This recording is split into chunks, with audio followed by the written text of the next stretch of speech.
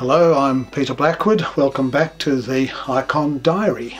And this really is an icon diary. I'm painting again. This time painting an icon of Erasmus.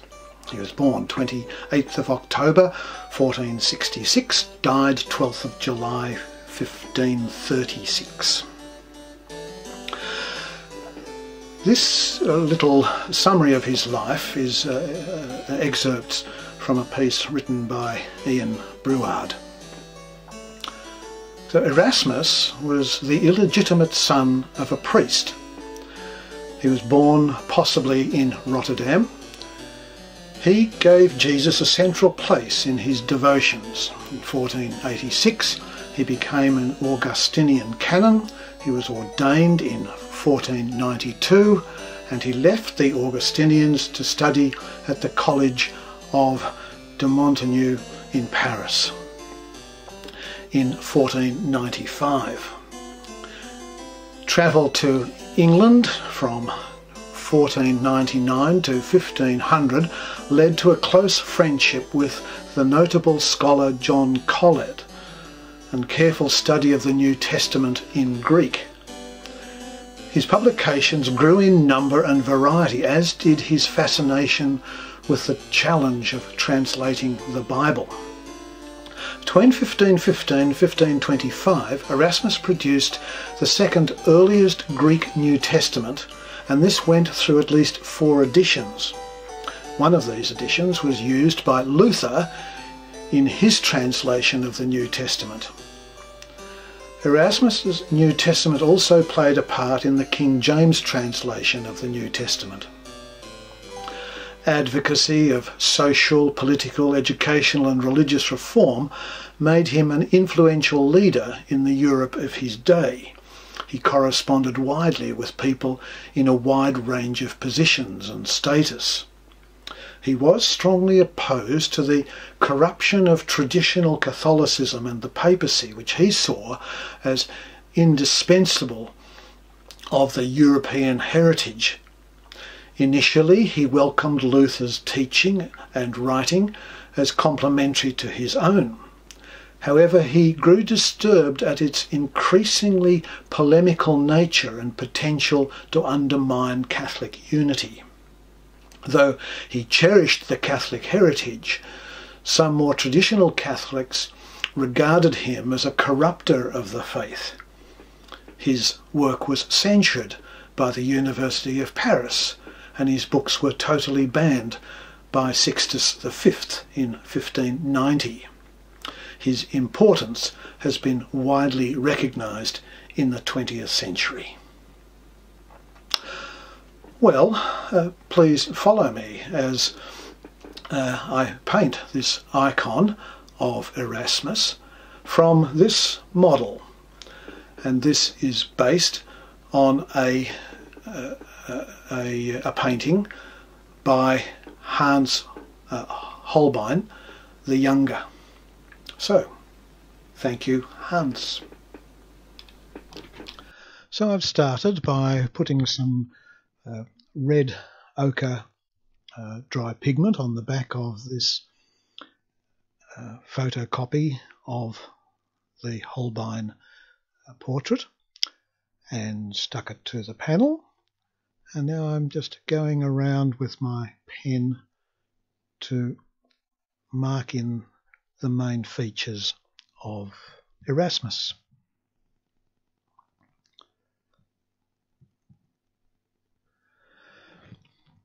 I do prefer to sketch straight onto the panel, but this time I am doing a transfer, a copy, to get it quite accurate, because there's quite a lot of fine detail. Still will need measuring up to make sure that it's fine-tuned. But now I'm mixing some yellow ochre with egg tempera, 1 part egg yolk, 1 part white wine, and choosing a Kolinsky brush, a number 2. You can just faintly see the red ochre that was made with the tracing paper.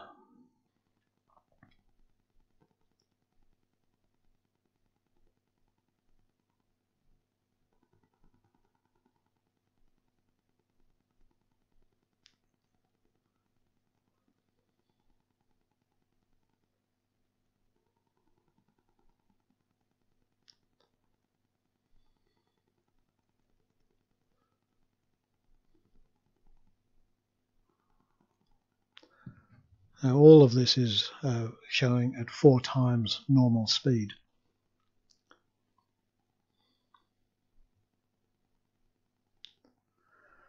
Now it's not just a matter of going over the lines, but starting to do the shading.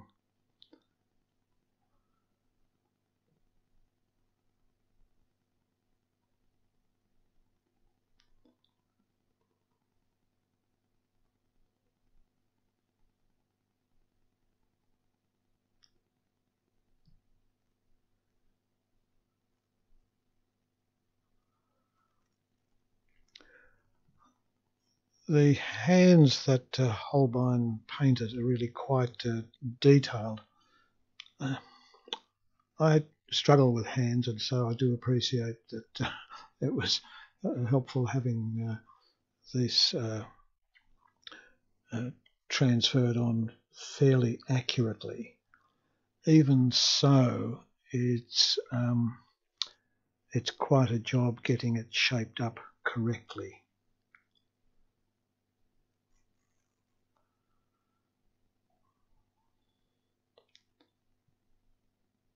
Now I've added a little bit of Mars Black to the yellow so that we get a stronger image, because we're going to be painting flesh tones, putting several coats over the top of this, and we still want to be able to see these details. So the black, which makes it black and yellow, makes sort of quite a nice green, which is really good for shadows underneath the flesh tones that I'll be painting on in a little while.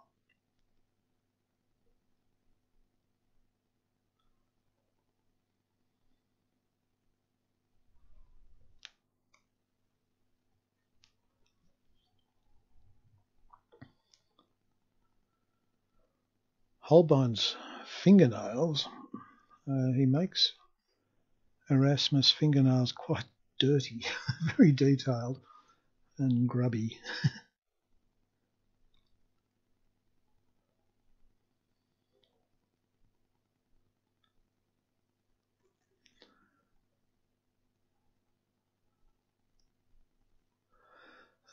Using the base, the yellow, making the yellow a bit more orange, adding a bit of Ercolano red and some terra vert, and so that's the flesh tone, and this will require a number of coats.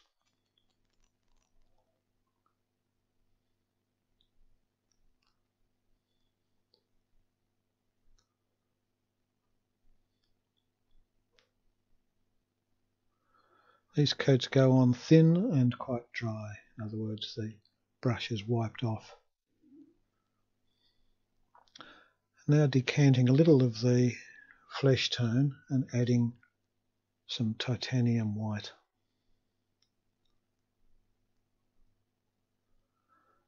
And now using a number 3 Kolinsky brush.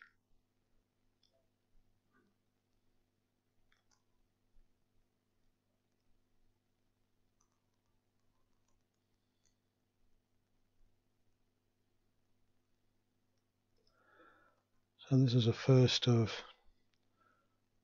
about 3 highlights that will go on, each time a little more titanium white being added.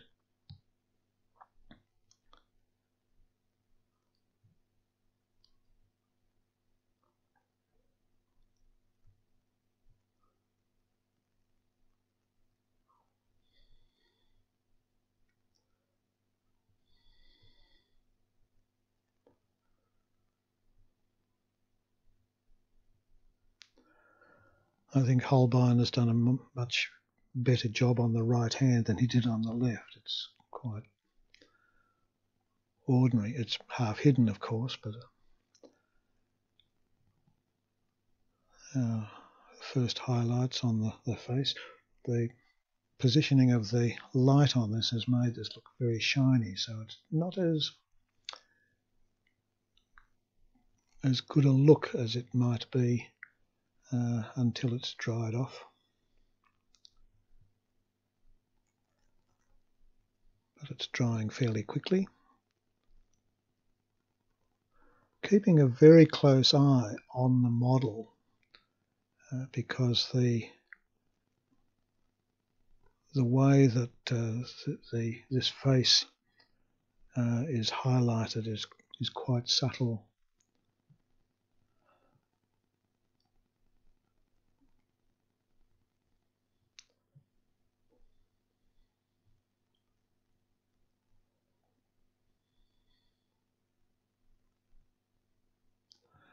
So highlight has gone over nearly the whole of the face, except where there are obvious shadows.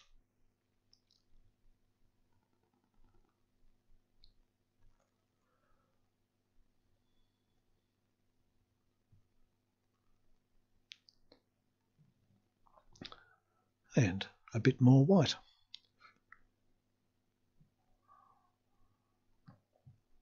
For the next highlight.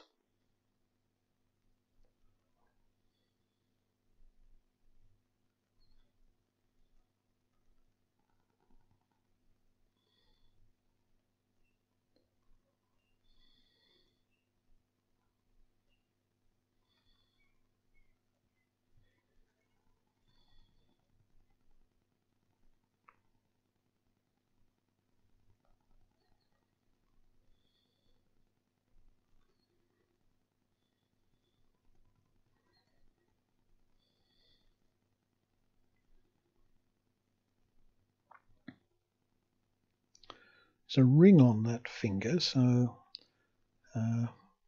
need to keep that in mind for later on, and that'll come much later. I find myself always starting on the nose with a highlight because the nose will always take the lightest highlight, so you can't sort of go wrong. Just matter of course, just start there.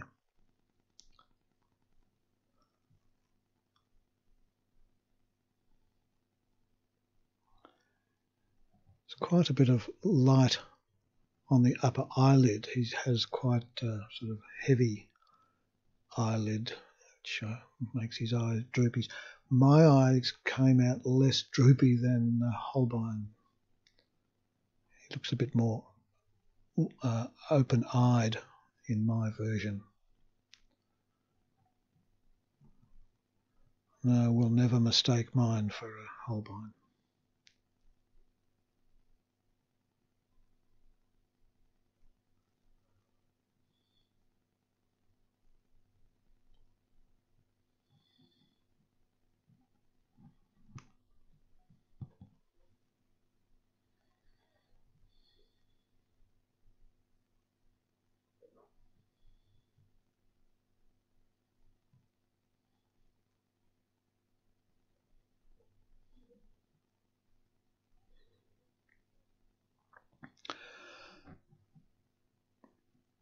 Now I'm mixing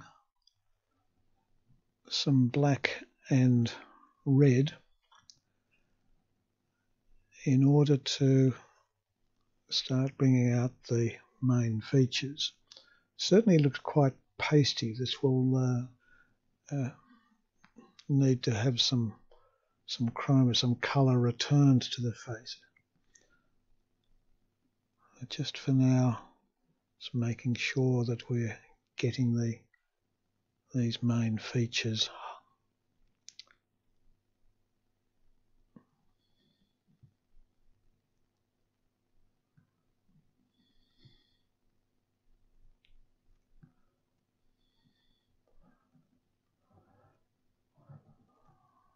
to say that I went overboard with the dark under the chin and really had to knock it back later on.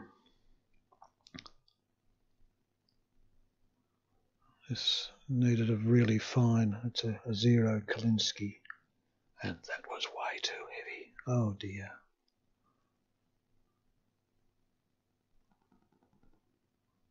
I do emphasise, and I've said from the start with this series of videos, that these are not lessons in how to paint icons, but rather my journey and my learning along the way of the adventure that I have with painting icons. It is a diary.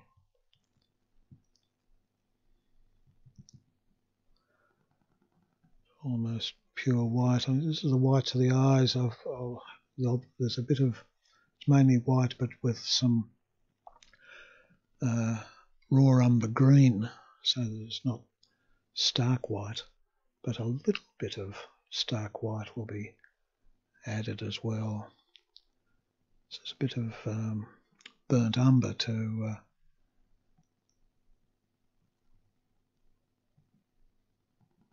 mark the irises, and there's the plain white just on one side of each iris. This is Ercolano Red, being put in as a blush.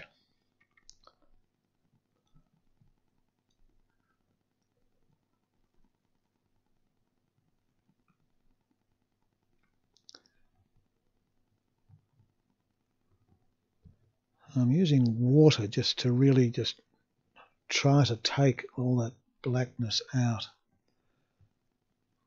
and I will probably need to paint over it. It's just too horrible.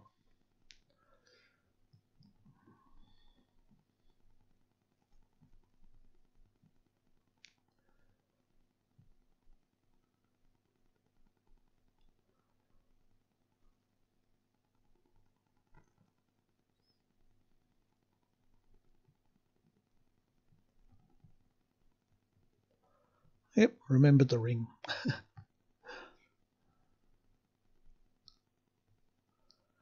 There's that thumb just poking out. Now, normally I wait until quite late in the process for putting in the background, but I'm putting it in now. And again, this is part of the learning thing. I notice that a lot of other iconographers will put background, might even start with background. And it's not a silly idea, because the colour that surrounds our image will affect the colours that you use in the image. So if you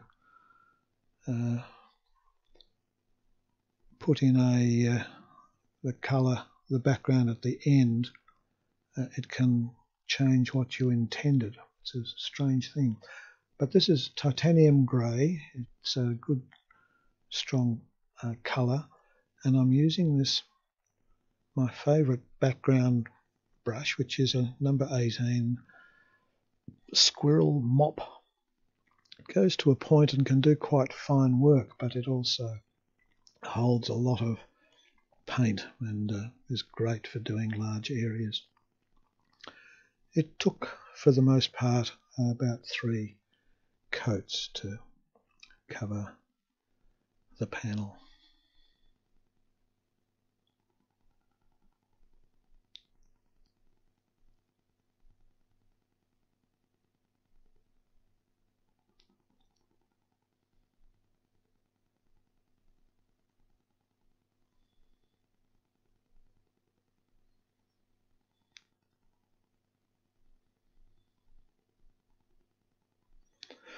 You'll see that I did clean up under the chin.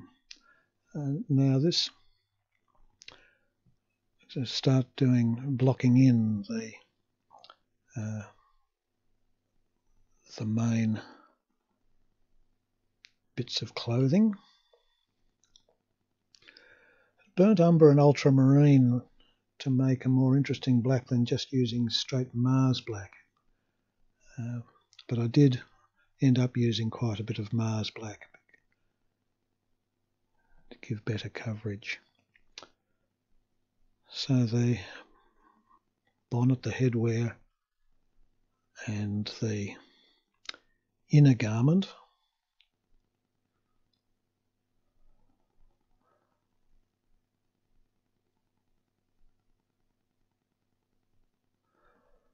and that was a mistake. That's not inner garment there, that's actually the lightest part of the clothing. That's quite a light brown fur.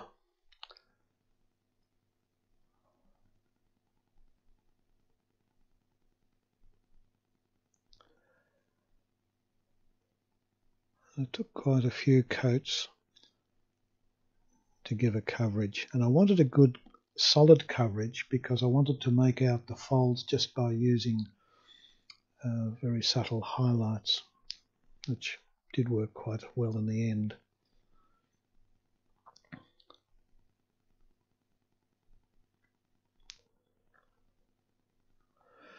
This is ultramarine and Mars black. It's also very dark, and in the photos that I've seen of Holbein, it's distinguishing the two colours is not easy.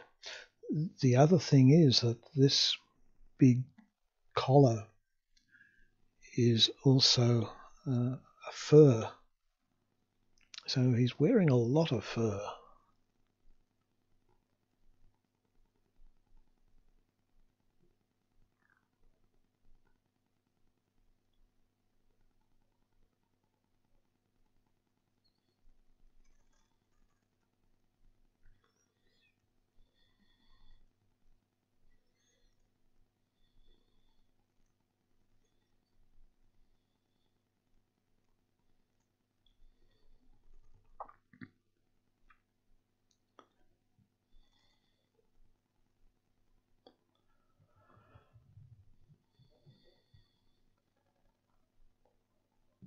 Tidying up with the black.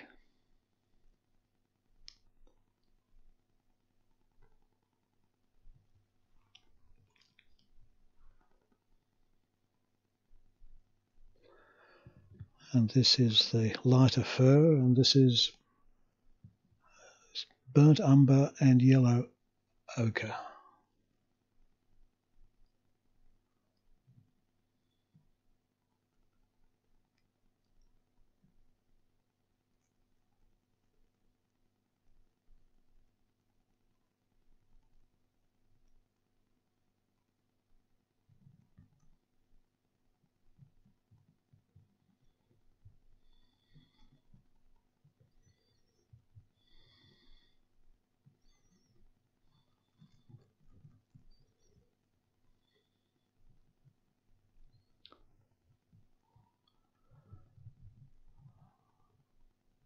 So that's the flesh tones,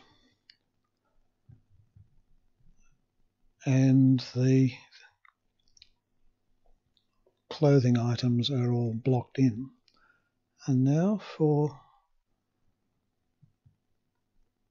the halo. This is Ercolano Red, and this was a learning experience. Instead of having a pen, I attached a fine brush, but it was just too heavy, so I've mixed the titanium again and made a diluted mixture and put a few coats over the top of the halo just to knock it right back. So now it's time to put highlights in the clothing. And so for each of the base colours, I've simply added titanium white.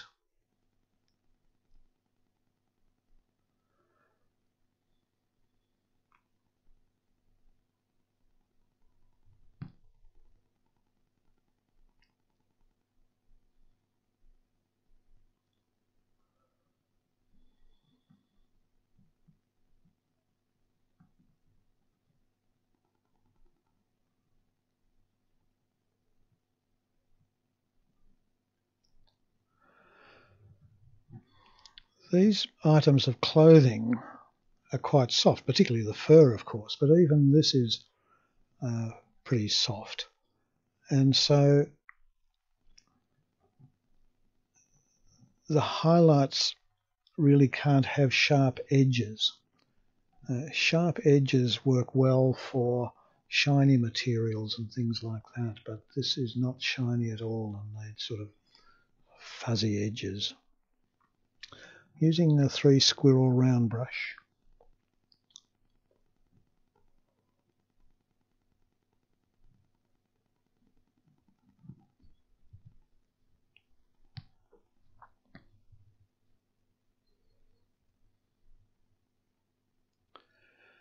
And it was just too light, so I'm doing a glaze over the top, and a glaze is a diluted base colour dry brush, and it just knocks it back. Sometimes very helpful just for working over it to make it a bit more fuzzy and blended, so that there aren't the sharp edges that would be suitable for shiny clothing but not for this kind of cloth. But it does need just a little bit of highlight on top of that, just very subtly, just in a few spots. Again, a very dry brush. There's scarcely anything on it, on the brush, but just enough to give a hint.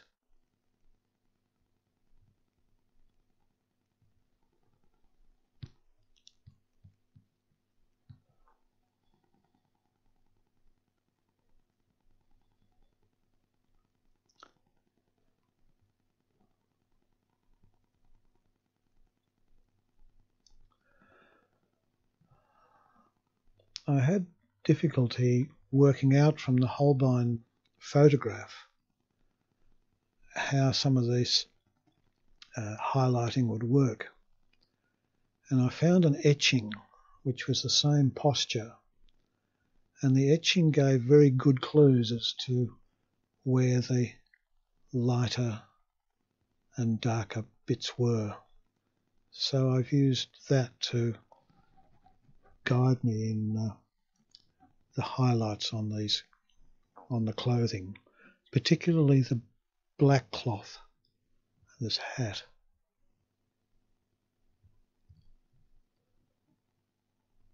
It really helped give it some shape.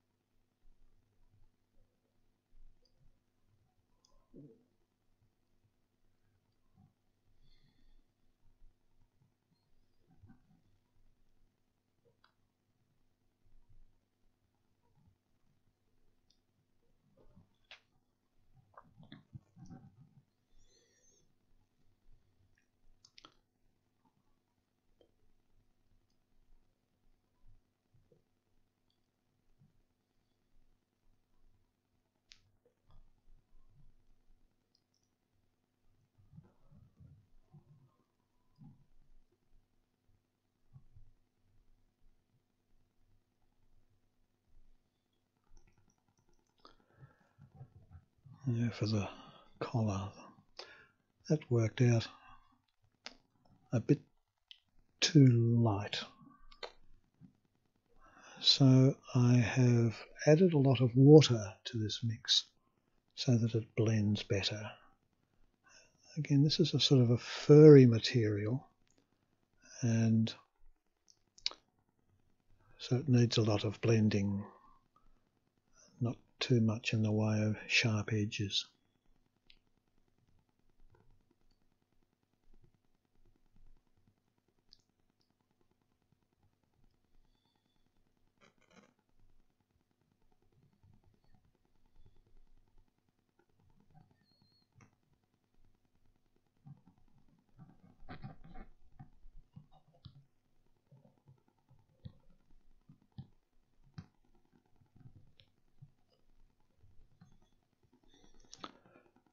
Again, it needs some glazing, that is, the base colour watered down.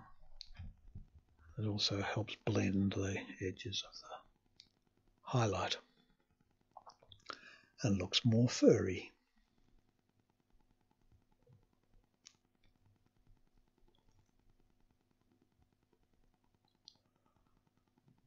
Now he's got this little tie that is tied around his waist.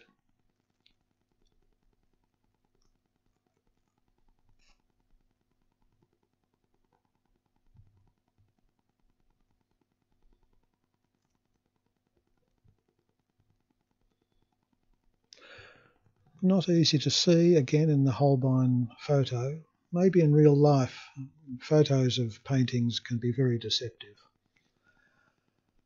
Now for the real furry bits. And I was using yellow and burnt umber with white. I've just mentioned how deceptive the photography can make it. It didn't look anything like as white as this in real life. However, one of the things that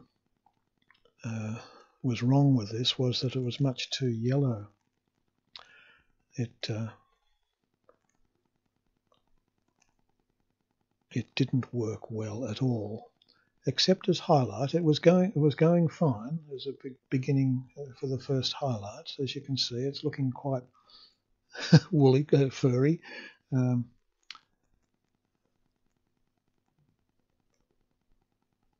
This is a squirrel brush, so it's really soft.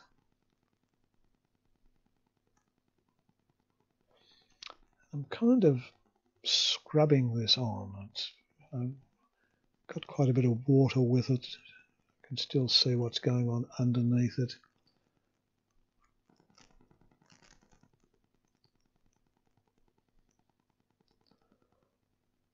But completely the wrong colour.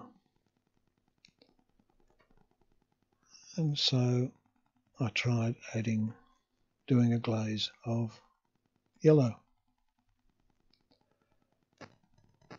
which was all very well, but it was still the wrong colour.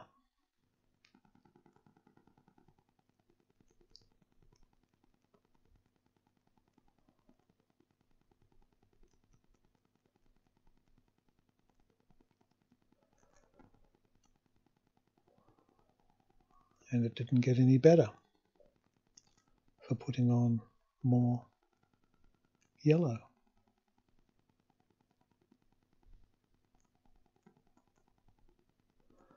But when we added Mars orange, it started to look like the way it should.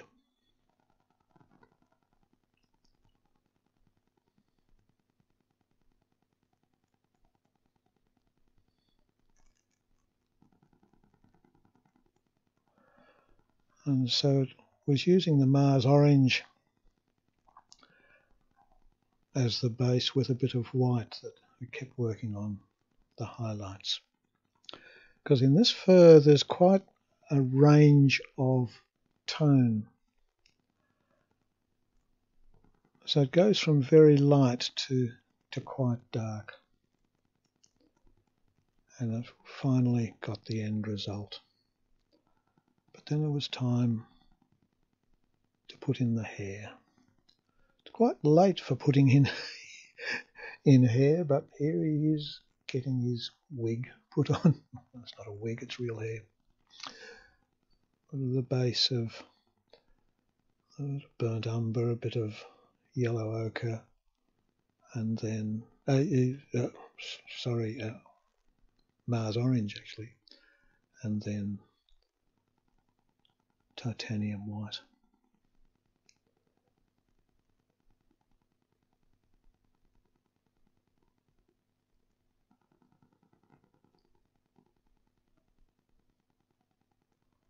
And then that needed knocking back with a glaze.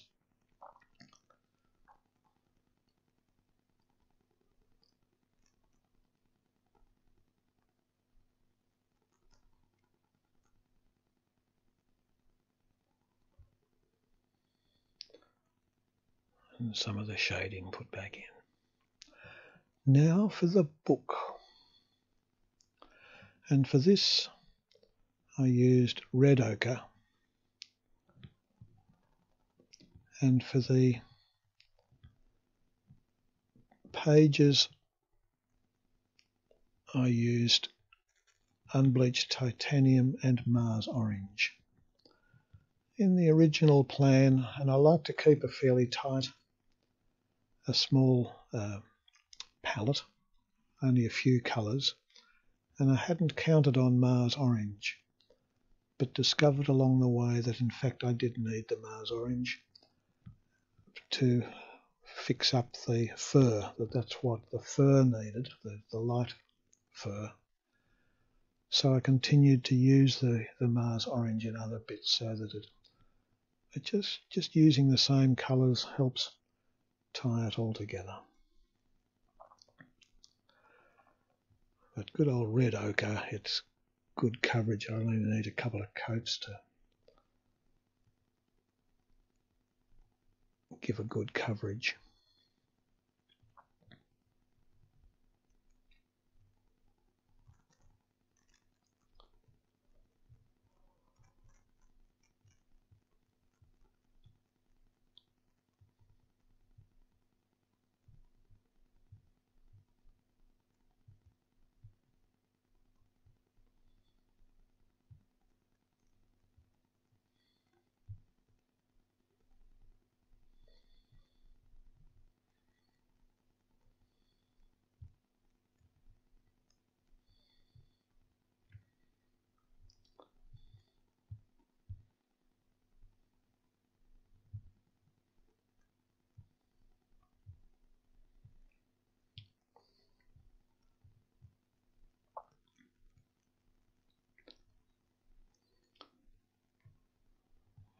Getting those lines parallel so that the book looks like it's a good oblong rather than skewy at the end. It's not, doesn't have to be perfectly formed, but it does need to be persuasive. Now this is unbleached titanium, sort of a low chroma yellow. It's very handy and it gives a good coverage. And then we added some Mars orange. And the decorations are going in sort of white and yellow. And clearly this is going to be way too bright. However, what I did after this was to mix a glaze of Ercolano red and put that across the top, and it knocked it right back very nicely.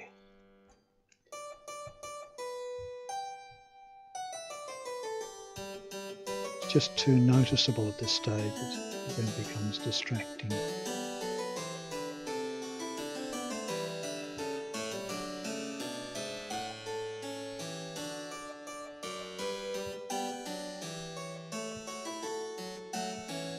And there you can see the result of putting on the Ercolano red. Then it was time for the inscription.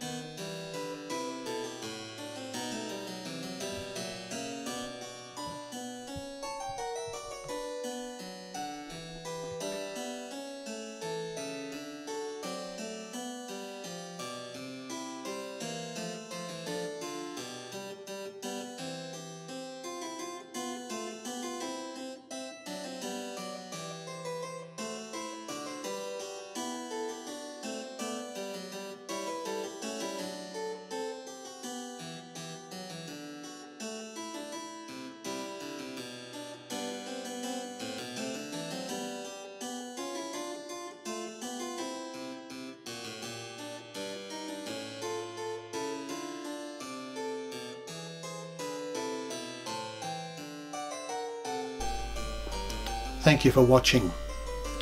Look forward to seeing you next time.